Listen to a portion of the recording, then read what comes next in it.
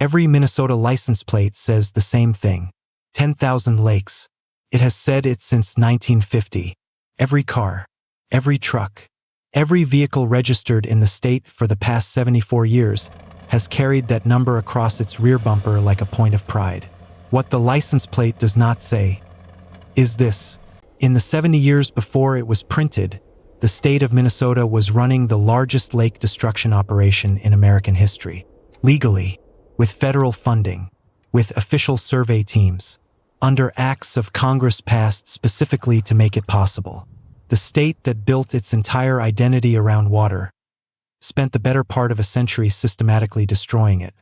And the documentation of everything it destroyed is sitting in a state archive, right now, available to anyone who knows to look. That is what this video is about.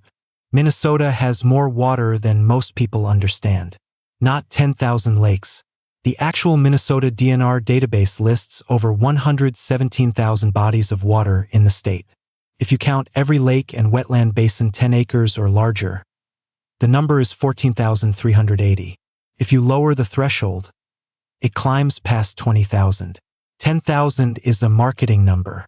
It was invented at a Minnesota State Fair speech in 1874 by a professor listing the state's natural blessings. It was picked up by 50 towns who pooled their resources in 1917 to form the 10,000 Lakes of Minnesota Association, a tourism promotion group created to attract automobile travelers. They put it on pamphlets, on postcards, on promotional films. The state legislature put it on license plates in 1950. It stuck because it is simple, because 14,380 does not fit on a license plate. But here is what that number obscures. Before it became a marketing slogan, Minnesota had significantly more water than it has today. And the state knew exactly how much it was losing, because the state was doing the losing on purpose. Keep that in mind. We're coming back to it. To understand what happened, you need to understand one piece of federal legislation that almost nobody has heard of. The Swamp Land Act of 1860. Congress had already passed two versions, in 1849 and 1850. The 1860 Act extended the program to new states, including Minnesota, which had joined the Union just 2 years earlier. The mechanism was simple. The federal government surveyed land across the country. Any land classified as swamp and overflowed lands, meaning wetlands, shallow lakes, prairie potholes, was transferred from federal ownership to state ownership, for free. With one condition: the proceeds from selling or developing that land had to be used to fund its drainage. In Minnesota, the federal government transferred 4.7 million acres of wetlands and shallow lakes to state ownership under this program. 4.7 million acres, an area larger than the state of Connecticut, handed to Minnesota specifically so it could be drained. The state of Minnesota accepted this transfer, and then it got to work. Here is something worth pausing on. Minnesota's first drainage law was passed in 1858, the same year it became a state. Before it had a complete government, before it had an established economy, before it had paved roads or established cities, it had a drainage law. By 1878, updated. By 1888, expanded to county drains and drainage districts. By 1891 and 1894, major new drainage acts. By 1909, the state established an official state drainage commission with the specific mandate of overseeing and accelerating the drainage of wetlands. For 50 years before, during, and after the phrase "land of 10,000 lakes" was being printed on tourism pamphlets, Minnesota was building a legal and bureaucratic infrastructure with one primary purpose: to remove water from the landscape. And nobody talked about it as a contradiction, because nobody thought it was. The targets were specific, and the method was precise. Southern and western Minnesota sit in what geologists call the prairie pothole region, a landscape formed by retreating glaciers that left behind thousands of shallow depressions in the earth, each one filling with water to become a lake, a pond, a wetland, a pothole. Before European settlement, it was one of the largest grassland-wetland ecosystems on Earth. The soil beneath those potholes and shallow lakes was extraordinarily rich. Centuries of decomposed organic matter, dense, dark, nitrogen-heavy soil that would produce exceptional crop yields if the water covering it could be removed. So it was removed. The method was tile drainage, perforated clay pipes buried underground, pulling groundwater off the land and directing it into drainage channels that reached rivers and streams. The technology was imported from Europe, refined in Indiana and Illinois, and scaled aggressively in Minnesota beginning in the 1880s. But before any pipe was laid, survey teams went in first. They mapped the land. They identified the wetlands. They documented what was there, the lakes, the potholes, the shallow basins, the seasonal water bodies. Blue Earth County's historic public land survey maps show these features in precise detail. Small wetlands marked along every section line where the survey crews walked. The surveys recorded exactly what existed before the drainage began. Then the drainage began.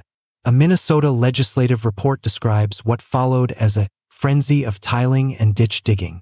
Hundreds of thousands of acres of prairie potholes and lakes in southern and western Minnesota were drained dry in a matter of decades.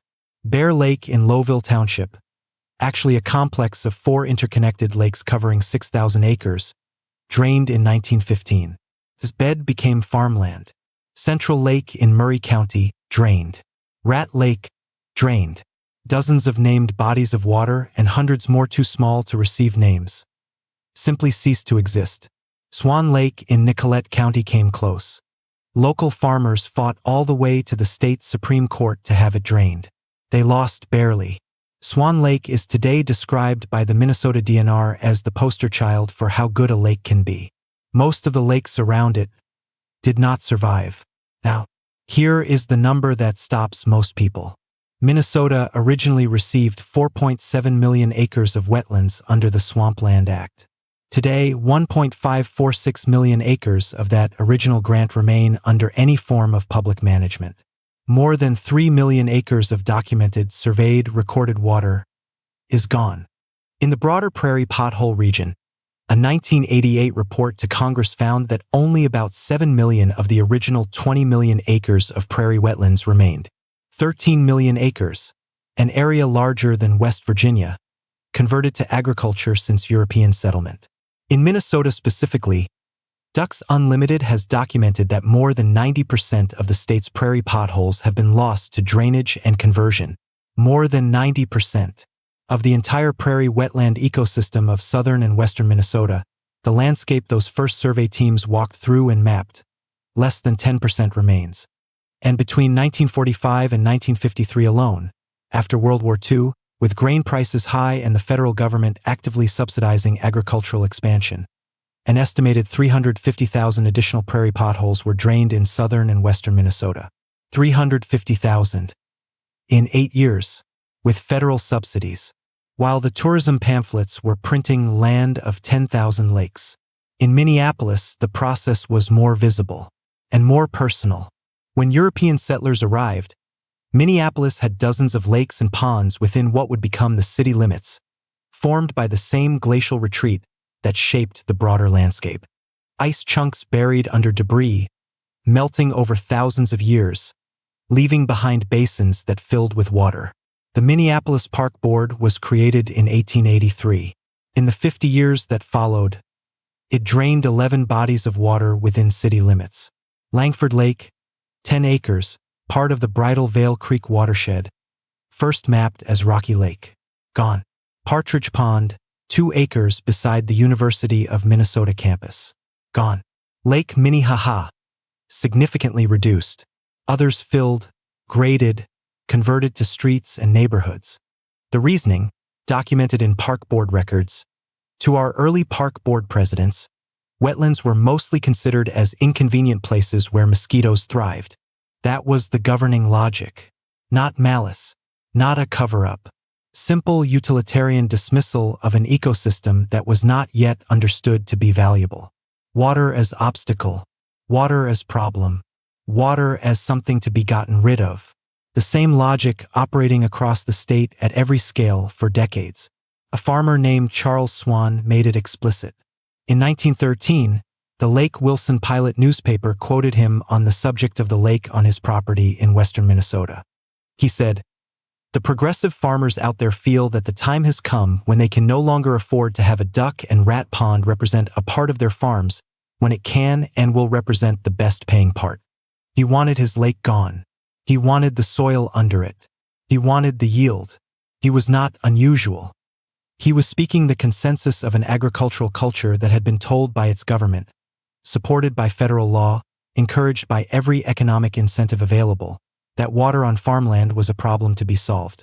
The Swamp Land Acts had defined wetlands as lands subject to overflow and unfit for cultivation. A Louisiana senator in 1851 had characterized wetlands as evils requiring redemption. That language shaped policy for a century. By the time Minnesota put 10,000 lakes on its license plates in 1950, making that identity permanent, stamping it on every vehicle in the state, the systematic destruction of the water that supported that identity had been underway for nearly 100 years. Pause on that for a moment. The slogan was created to attract tourists to the lakes. The infrastructure dismantling those lakes was funded by Congress. Both were happening simultaneously, in the same state, under the same government, and no one at the time appears to have found that remarkable. Here is what makes this story different from most hidden history. The surveys exist. The original public land surveys that documented Minnesota's landscape before drainage began, preserved in the Minnesota State Archives. Blue Earth County's maps show the wetlands that lined every section. Murray County's records show the lakes that are now fields. The swampland records, compiled from 1860 onward, document the acquisition and disposition of every parcel transferred under the federal grants. Minnesota's drainage law chronology, tracked by legislative researchers, lists every statute update from 1858 to the present. The documentation of what was lost is complete, not hidden, not suppressed, not locked away behind classification levels or removed from public access. Sitting in a state archive, available, waiting. The original surveys showed a landscape so saturated with water that the federal government classified millions of acres of it as legally too wet to be useful. The drainage records show what happened to that water. And the current DNR data shows what remains. Less than 10% of the prairie wetland ecosystem those first surveyors mapped. This is not a conspiracy. It is something more uncomfortable than a conspiracy. It is a decision, made openly, supported by law, executed systematically, and then quietly absorbed into the background of a state identity built entirely on what survived. If you drive through Murray County today, you will pass flat fields of corn and soybeans, dark soil, productive land. Nothing unusual about it. In Lowville Township, there is a farm where the soil is particularly rich, the kind of dark, dense, organic soil that produces exceptional yields. Until 1915, that farm was a lake. For lakes, Bear Lake, Crooked Lake, Hawk Lake, and Tibbetts Lake, covering 6,000 acres of water and surrounding wetland. They were documented by the original surveys. They were mapped. They were real. A drainage project in 1915 removed the water. The lakes became fields. The maps were updated to reflect what the land had become, rather than what it had been. There is no marker, no sign, no acknowledgement in the landscape that anything was ever there. If you know to look at the original survey records, if you know that the archives exist, that the documentation is preserved, that the maps show what was there before, you can find them. You can see the outlines of Bear Lake in century-old survey plats. You can read the field notes of the survey crew that walked the section lines and recorded what they saw. The lakes are still there. In the paper. They are just not there. In the ground. Minnesota calls itself the land of 10,000 lakes. The archives describe a state that spent a century methodically reducing that number, and then built an identity around what was left. The license plates have said 10,000 lakes since 1950. The first drainage law was passed in 1858. There were 92 years between those two facts, and in those 92 years, more than 3 million acres of documented, surveyed, recorded Minnesota water disappeared into cornfields. That is where the evidence stops. This channel follows the evidence where it leads, including into the archives. The next story begins with something that was documented, recorded, and then quietly forgotten. Not because it was hidden, because no one thought it mattered. That story is already in the works.